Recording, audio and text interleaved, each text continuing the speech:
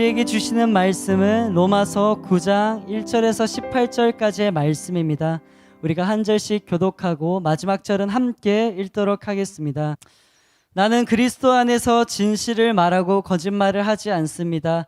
내 양심이 성령 안에서 내게 이것을 증언합니다.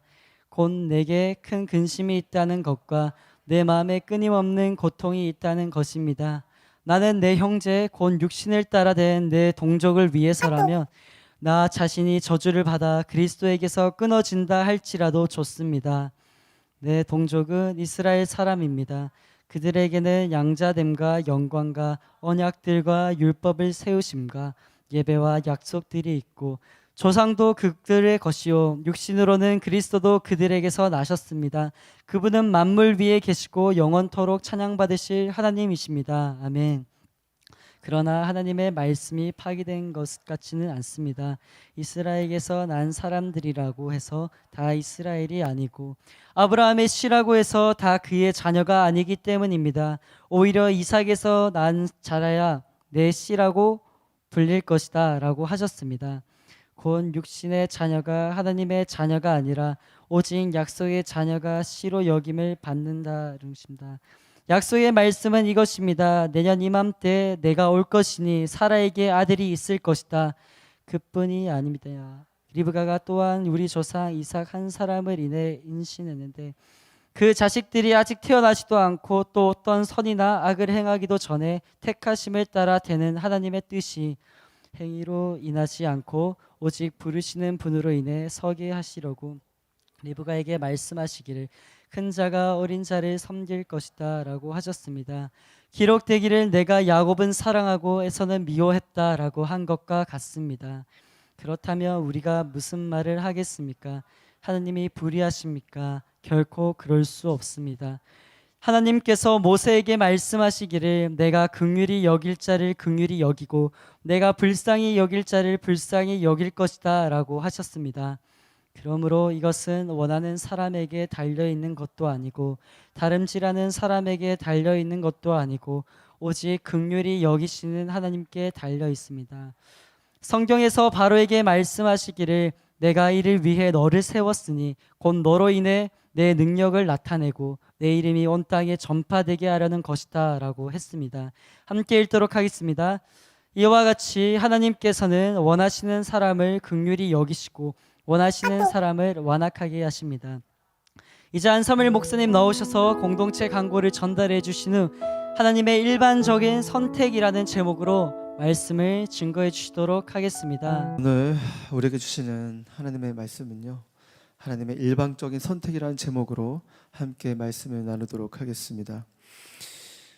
2020년 3월 이곳에서 바로 이 강단에서 CCM 가수 진리와 김상진 씨를 모시고 토크 콘서트를 했다는 것을 듣게 되었습니다. 여러분 기억하시죠?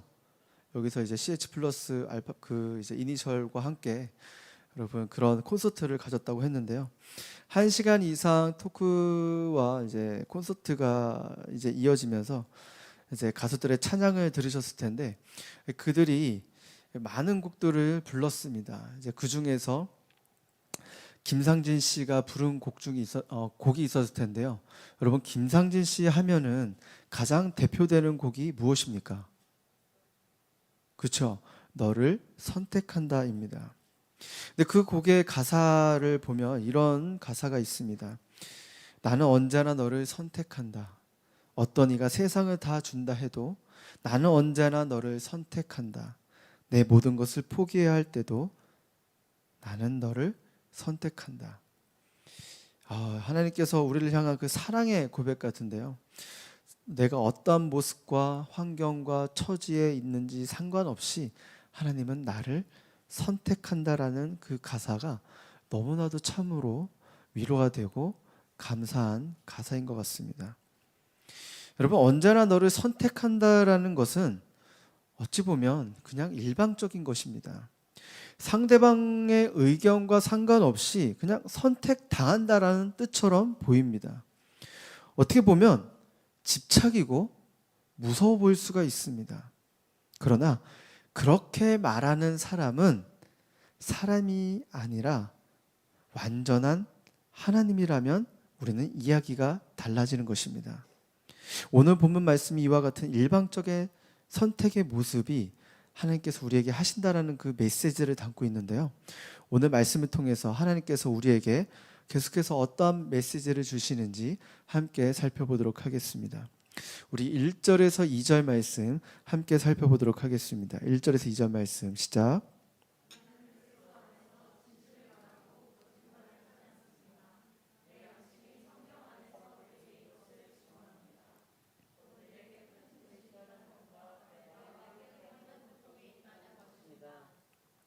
로마서가 그동안 1장부터 8장까지 치열하게 논의해 왔던 이신층이 복음, 구원론에 대해서 이야기해 왔습니다. 바울은 어떤 행위로도 하나님 앞에 의롭다함을 얻을 수 없었던 사람들이 예수님으로 인해 죄사함을 받고 구원받은 성도들은 어떤 상황 가운데서도 궁극적으로 승리하고야 만다는 결론을 이야기했습니다. 그렇다면 오늘부터 시작되는 9장부터 11장까지는 그동안 가슴에 꺼림직하게 걸려왔던 문제, 바로 자기 민족 이스라엘 구원의 문제를 다루고 있는 것입니다. 여러분, 우리가 예수님을 믿고 하나님을 인격적으로 만나고 나면 우리는 구원을 받았다라는 확신을 가지게 됩니다. 근데 그 구원의 기쁨이 우리 가운데 충만하게 되는 것이죠. 그런데 한편으로는 다른 그런 고민과 걱정이 생깁니다. 그것은 내가 현재 사랑하는 가족과 친척, 친구의 영혼 문제가 걸리게 됩니다. 나는 이렇게 영원한 생명을 얻었는데 참 기쁨과 자유를 얻고 그곳에서 하나님께서 하나님의 나라에서 계속해서 영원한 삶을 살 수 있는데 나의 가족과 부모와 형제 그리고 내가 사랑하는 그 사람들은 어떻게 될까라는 그 관심을 가지게 되는 것이죠. 바울 자신도 자기 가족과 친척, 더 나아가서 자기 민족에 대한 관심을 갖게 되었고 이스라엘 동족의 그 구원 문제에 대해서 이야기를 하고 있는데요. 그 2절에 두 가지 언어로 자기의 심정을 대변하고 있습니다. 한 단어는 근심이라는 단어이고 한 단어는 고통이라는 단어입니다. 그런데 이 두 개의 단어 앞에는 각각 큰 근심, 끊임없는 고통이라는 수식어가 붙어 있어요. 그 큰 근심과 끝없는 고통은 과연 무엇일까요? 그것은 민족에 대한 구원과 사랑이었습니다. 바울은 계속해서 자기 민족에 대한 사랑과 구원이 그 열망이 엄청났습니다. 그러면서 그는 이어서 이렇게 기도했습니다. 우리 3절 말씀 함께 읽어보도록 하겠습니다. 시작. 나는 내 형제 곧 육신을 따라 내 동족을 위해서라며 나 자신이 저주를 받아 그리스도에게서 끊어진다 할지라도 좋습니다. 바울이 내 형제 곧 육신을 따라 내 동족을 위해서라면 나 자신이 저주를 받아 그리스도에게서 끊어진다고 할지라도 좋겠습니다라고 하면서 아마 자기 조국과 자기 민족을 위해서 울면서 기도했을 거라고 생각이 듭니다. 예수님도 이스라엘 사람이기 때문에 예루살렘을 위해 울 수 있지 않았을까요? 바울은 어느 정도로 그들이 구원을 받기를 소원했냐면 자신이 그리스도에게서 끊어질 정도라고 말하고 있습니다. 여기서 끊어진다라는 말을 살펴볼 필요가 있는데요. 우리 로마서 8장 그 38절에서 39절 말씀을 다시 한번 살펴보기를 원합니다. 38에서 39절 시작. 나는 확신합니다. 죽음이나 생명도 천사들이나 악마들도 현재일이나 장래일이나 어떤 능력도 높음이나 깊음이나 다른 어떤 피조물도 그리스도 예수 우리 주 안에 있는 하나님의 사랑에서 우리를 끊을 수 없습니다. 로마서의 그 8장 마지막 부분에서도 동일하게 끊는다라는 단어가 기록되어져 있습니다. 거기서 사도 바울이 강조하고 있는 것은 세상 어떤 것도 하나님의 사랑에서 끊을 수 없다는 것을 강조하고 있습니다. 그리고 바로 이어서 본문 3절에는 자기는 그리스도에게서 끊어져도 좋다고 말하고 있어요. 절대로 끊어질 수 없다라고 전제하고 있어서 반어법적인 표현으로 지금 자신의 심정이 그만큼 애끓는다는 것을 묘사하고 있는 것입니다. 여러분, 히브리어에는 비교급, 최상급 표현법이 없어요. 같은 의미의 말을 2번 반복하면 그 정도의 강조이고 3번, 4번 반복하면 더 최상급의 강조를 하고 있다는 것으로 보시면 됩니다. 쉽게 말해 그들이 가야 할 지옥을 내가 대신 간다고 할 수 있다면 바울은 그리스도에게서 끊어져도 된다라고 말하고 있는 것입니다. 지금 내가 사랑하는 형제들이 구원받을 수만 있다면, 또 내가 관심을 갖고 있는데 이웃과 내 민족이 구원을 받을 수만 있다면 내가 지옥에 가겠다라는 그 사랑을 담아서 말하고 있는 것입니다. 그들은 바울이 이렇게 기도하는지도 모르지만 바울은 민족을 향해서 자기 형제와 자기가 사랑하는 사람들을 위해서 그렇게 계속해서 일방적으로 기도하고 있었습니다. 여러분, 구세군의 창설자 윌리엄 부스는 그 시대의 영국 크리스천들이 왜 전도하지 않을까를 생각하고 답답해했습니다. 구원을 받았다고 하면서도 불신자들의 영혼에 대해서 무관심한 크리스천들을 바라보면서 그는 어느 날 이렇게 기도를 했다고 합니다. 하나님, 영국의 성도들에게 그들의 눈을 열어주셔서 지옥을 보게 해주세요. 여러분, 우리가 단 한 번이라도 내가 사랑하는 사람, 나의 아버지, 또 나의 여자친구, 남자친구, 나의 친척, 정말 내가 그 사랑하는 사람이 지옥에 있는 것을 볼 수가 있다면 우리는 지금 가만히 있을 수가 없습니다.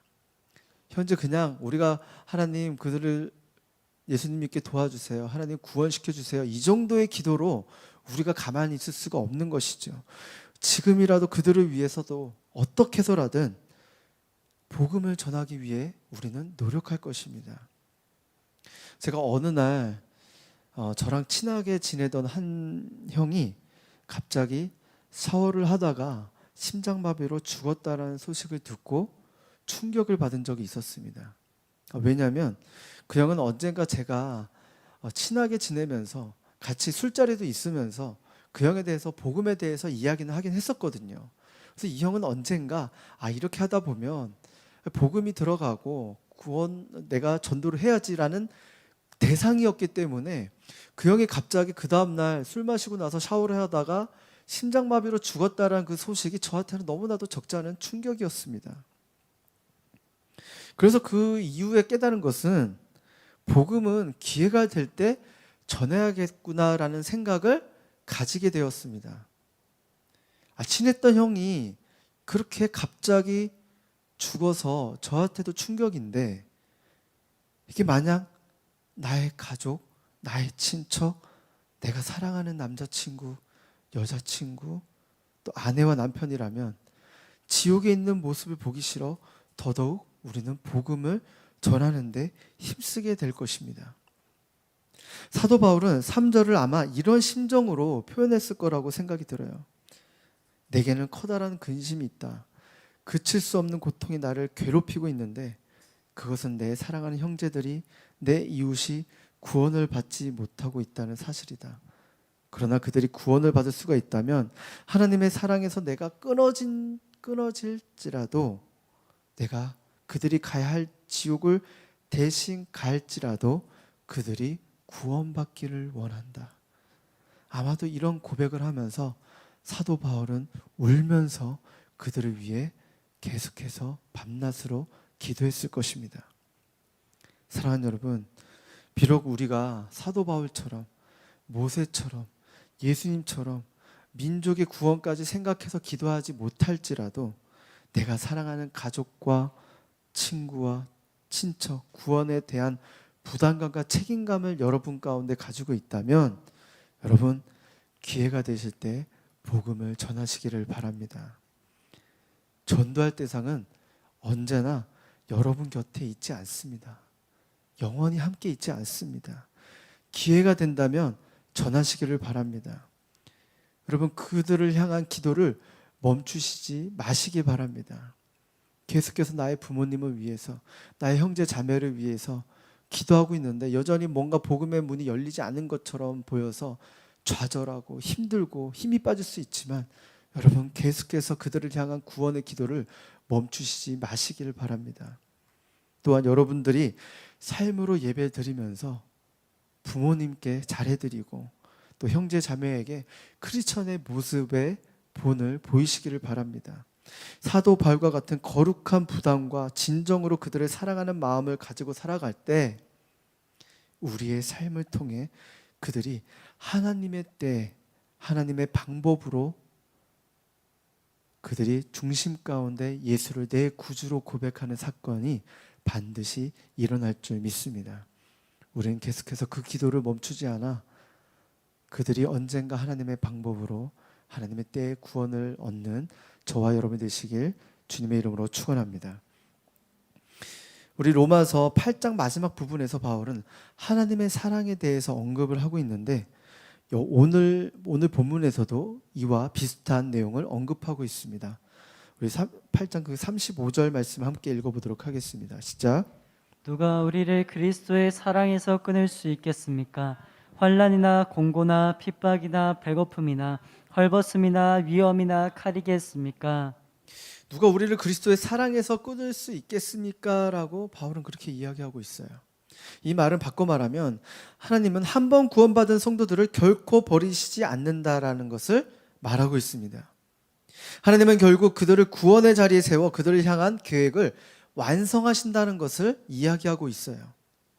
그렇다면 바울의 설교를 듣고 있던 대부분의 청년들은 자연스럽게 지금 대다수의 유대인들은 복음을 거절하며 살고 있는데 하나님이 한 번 선택하셨던 유대인들은 그러면 어떻게 되는 것일까요? 라는 질문을 했을 것입니다. 그래서 그 질문에 대한 답변이 9장에서 시작되고 있습니다. 9장에서 11장을 보시면 유대인 구원에 대한 질문에 바울의 대답은 이렇게 요약할 수가 있습니다. 오늘의 민족의 대부분은 예수 그리스도를 거절했고 메시아를 등지고 살고 있으며 복음을 받아들이지 않고 있습니다. 그러나 나는 믿습니다. 이스라엘 역사를 살펴보면 하나님께서는 지금까지도 우리 민족의 역사 속에 간섭하시고 인도해 오셨습니다. 그래서 끝내 나의 민족은 나의 하나님의 그 영광스러운 영광을 경험하게 될 것입니다. 나는 그것을 믿습니다라고 이야기하고 있는 것입니다. 여러분, 이와 같은 이 바울의 고백 속에 우리는 한 예정론에 대해서 살펴볼 수가 있는데요. 여러분, 우선 분명한 사실은 바울은 여기에서 개인의 예정에 대한 부분도 다루고 있지만 자기 민족에 대한 예정론도 함께 다루고 있는 것입니다. 우리는 예정론에 대한 우리의 이해와 그 시야를 넓힐 필요가 있는데요. 한 개인이 구원을 받도록 예정되어 있느냐 아니냐를 말하고 있는 것도 중요하지만 거시적으로 이스라엘 민족이 어떻게 될 것인가 하는 하나님의 구원 사역, 즉 하나님의 경륜을 말하고 있는 것이죠. 바울은 4절과 5절에서 먼저 이스라엘 민족에게 주셨던 축복들을 열거하고 있습니다. 하나님께서 이스라엘 민족을 신앙적으로 축복하셔서 여기까지 올 수 있다라고 말하고 있는 것이죠. 오늘 본문 그 4절에서 5절 말씀 함께 읽어보도록 하겠습니다. 4절에서 5절 말씀 시작. 내 동족은 이스라엘 사람입니다. 그들에게는 양자됨과 영광과 언약들과 율법을 세우심과 예배와 약속들이 있고 조상도 그들의 것이요 육신적으로는 그리스도도 그들에게서 나셨습니다. 그분은 만물 위에 계시고 영원토록 찬양받으실 하나님이십니다. 아멘. 하나님은 이스라엘 민족을 양자로 삼으셨습니다. 이스라엘 민족이 하나님의 선택한 백성이 아니라 나중에 양자로 삼으신 것이죠. 쉽게 말해 특별한 백성으로 삼으셨다는 것입니다. 이스라엘 백성들이 잘났기 때문에 택하지 않으셨습니다. 또한 아브라함을 택하신 것은 아브라함이 처음부터 우리와 다르게 믿음이 좋아서도 아닙니다. 하나님이 구원의 도구로 쓰기 위하여 아브라함과 이스라엘을 선택하신 것입니다. 이스라엘을 선택받지 않았다면 우리와 별 다른 것이 없습니다. 아브라함이 택함을 받지 못했다면 그도 갈대아 우르의 한 장사꾼에 불과했을 것입니다. 그러나 하나님께서 아브라함을 믿음의 조상으로 삼기 위하여 그를 불러 믿음의 사람으로 만들기 시작했고 구원의 도구로 쓰시기 위하여 이스라엘을 만드셨습니다.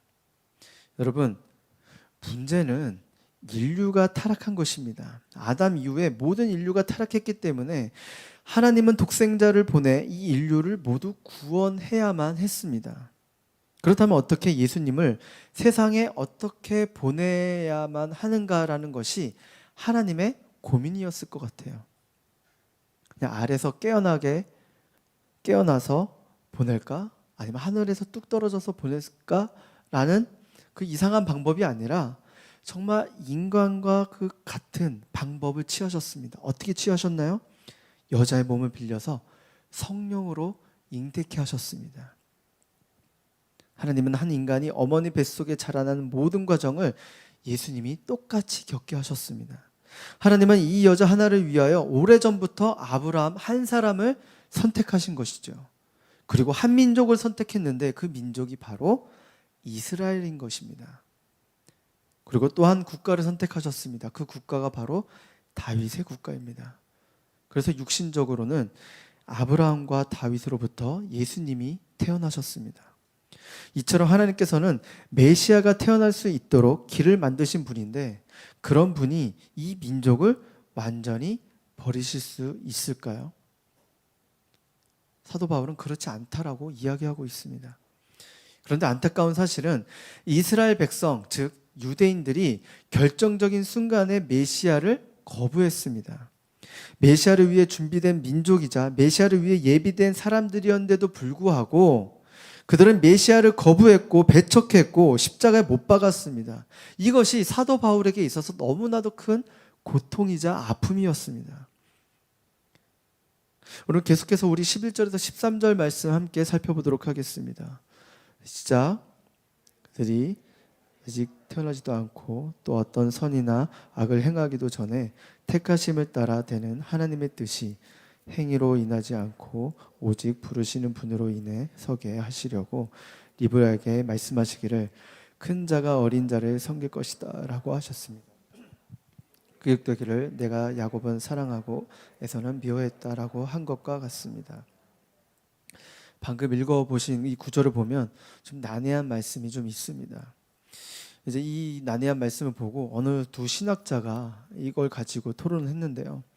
A라는 신학자가 나는 이해할 수가 없다. 어떻게 태어나기 전부터 하나님이 에서를 미워할 수 있느냐라고 했더니 이 B라는 신학자가 너는 그것을 이해하지 못하지만 나는 그 다음 부분인 하나님이 야곱을 사랑했다는 말을 이해할 수 없다라고 그렇게 말했습니다. 여러분, 요즘 우리가 창세기 그 큐티 말씀을 이제 묵상하면서 야곱의 일생에 대해서 다들 살펴보셨을 것입니다. 여러분, 야곱의 일생을 보면 사랑받을 만한 일을 그는 행했을까요? 따지고 보면 사기꾼이고 그냥 도둑입니다. 에서와 비교하면 에서가 아주 인격적으로 괜찮은 사람으로 보입니다. 야곱은 수단과 방법을 가리지 않는 계산적인 사람, 아주 얌체 같은 사람인 것이죠. 그런데 하나님은 왜 에서를 선택하지 않으시고 야곱을 선택하셨을까요? 더 확대된 질문으로 하나님은 저와 여러분을 왜 선택하셨을까요? 우리 스스로를 한번 살펴보면 아마 믿을 만한 구석이 전혀 없는 사람들인 것입니다. 야곱과 같이 계산적이고 사기꾼이고 그리고 음란하고 더러운 사람들입니다. 예수님을 믿을 만한 자격이 전혀 없는 사람들이죠. 쉽게 말해 요즘 시대의 야곱과 같은 사람들이 다 우리와 같은 모습들인 것입니다. 여러분, 지금 우리가 교회 나와서 믿음이 좋고 거룩한 척하고 나이스한 척하는 것이 여러분 진짜 하나님과 나, 다른 사람 보지 않는 그 하나님과 나만 서 있는 그 모습 속에서 얼만큼 나의 모습, 그 실제적인 나의 모습을 여러분 마주하고 계신가요? 정말 잔인하기도 하고 더럽기도 하고 너무나도 정말 야곱보다도 더한 사람이 우리의 모습일 수도 있습니다. 저도 스스로 생각해 볼 때 하나님께서 저를 선택하지 않으셨다면, 목회자로 부르지 않으셨다면 아마 사람 좋아해서 여기저기 많은 모임에 참석하는 사람이었을 것입니다. 그리고 그 모임을 주도했을 것이고, 그리고 술로 인생을 허비하며 살았을 것입니다. 하나님의 섭리와 사랑이 저를 태어나기 전부터 저를 이미 선택하셨고 목회자의 가정으로 보내셨고 그리고 저를 목회자로 만들 계획을 하나님은 가지고 계셨습니다. 이것이 하나님의 일방적인 선택이자 사랑인 것입니다. 여러분, 그리고 우리가 또 생각해 볼 점은 우리는 부모님을 선택하지 않았습니다. 우리가 선택할 수 있었다면 각자 나름의 기준을 세워서 어떤 부모님을 선택했겠죠. 조금 더 좀 부유한 부모님을 선택하고 조금 더 좀 더 큰 집을 가진 부모님을 선택했을 것입니다. 또 우리가 국가와 인종을 선택한 것이 아닙니다. 선택할 수 있었다면 여러분 뭐 한국이 아니라 다른 나라를 선택할 수도 있겠죠. 이 황인종이 아니라 뭐 다른 뭐 종을 선택할 수도 있었겠죠. 그런데 국가와 인종 부모는 전적인 하나님의 선택인 것입니다. 여러분을 대한민국 이 땅 가운데 보내셨고 황인종으로 여러분의 부모님 밑에서 태어나게 하신 것이 하나님의 선택인 것입니다. 이것은 하나님의 영원한 목적에 의해 우리는 선택된 것입니다. 이것이 하나님이 우리를 향한 구원 사역인 것입니다. 하나님의 일방적인 선택인 것이죠.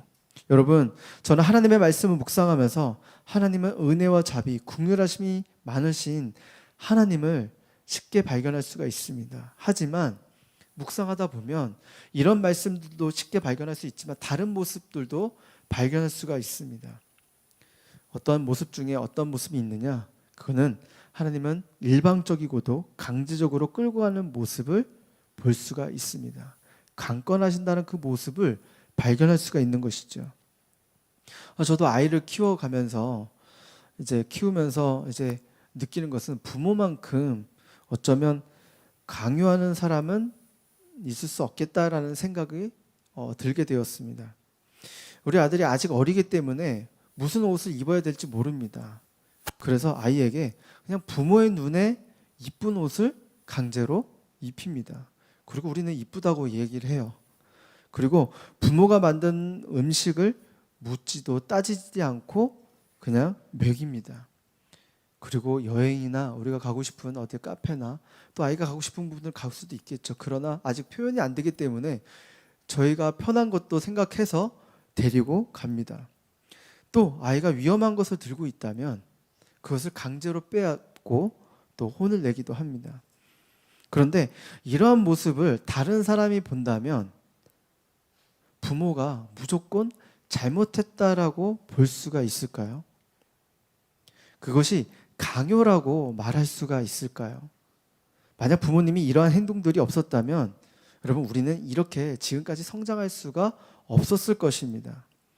아이 때 아무것도 모르기 때문에 그저 우리가 원하는 대로 본능적으로 살아가려는 모습을 허락하지 않으시고 부모님께서 일방적으로 우리에게 행동하시고 먹이시고 인도하신 것입니다. 그런데 우리는 이 시간이 지나서 알게 되죠. 이것은 강요가 아니라 사랑이라는 것을 깨닫게 됩니다. 사랑하기 때문에 자녀를 가만히 둘 수도 지켜만 볼 수도 없었던 것이죠. 여러분, 인간의 부모는 불완전한 존재라서 자녀에게 향한 그 일방적인 행동은 자녀에게 때론 상처로 다가오기도 합니다. 그러나 완전하신 하나님은 오늘도 우리에게 일방적으로 강제적으로 행하는 일들이 있지만 결국에는 우리는 나중에 깨닫게 돼요. 이것이 다 우리를 위한 것이고 사랑이라는 것을 깨닫게 되는 것입니다. 사랑하는 여러분, 하나님은 때론 강제로 우리를 이끄실 때가 있습니다. 그것을 인정해야 됩니다. 때론 고통 가운데 우리를 몰아넣을 때도 있습니다. 예수님을 믿었는데 병에 걸리기도 하고 또 연애와 결혼의 실패, 삶의 실패, 여러 가지 어려운 고통 가운데 우리를 몰아넣을 때가 있습니다. 그러나 그런 고난과 역경과 고통을 통해 하나님은 나의 믿음이 성장하기를 원하십니다. 그래서 하나님의 주권, 일방적인 행하심은, 그 강권하심은 다르게 표현하면 축복인 것입니다. 사랑하는 CH 플러스 여러분, 바울이 자기 민족과 자신의 혈육, 사랑하는 사람을 위해서 자신이 대식 지옥에 가더라도 그들을 위해 눈물을 흘리며 몸부리치며 기도했듯이 우리의 사랑하는 이들을 위해 우리는 그렇게 기도하기를 주님의 이름으로 축원합니다. 언제까지 우리와 함께 있지 않은 사랑하는 사람을 위해 오늘도 기도하며 그들을 위해 복음을 전하는 바울과 같은 그 깊은 사랑이 우리 안에서 다시 회복되기를 주님의 이름으로 축원합니다. 그리고 하나님은 우리와 은은도 없이 자기 아들 예수 그리스도를 십자가에 못 박아 죽게 하셨습니다. 하나님의 선택이고 그것은 하나님의 사랑인 것입니다. 이것 때문에 여러분과 제가 구원을 받았습니다. 그 하나님의 사랑 앞에 오늘도 그 일방적인 하나님의 사랑과 그 강권하심에 우리는 항복하며 주님 앞에 순종하며 나아가는 저와 여러분 되시길 주님의 이름으로 축원합니다.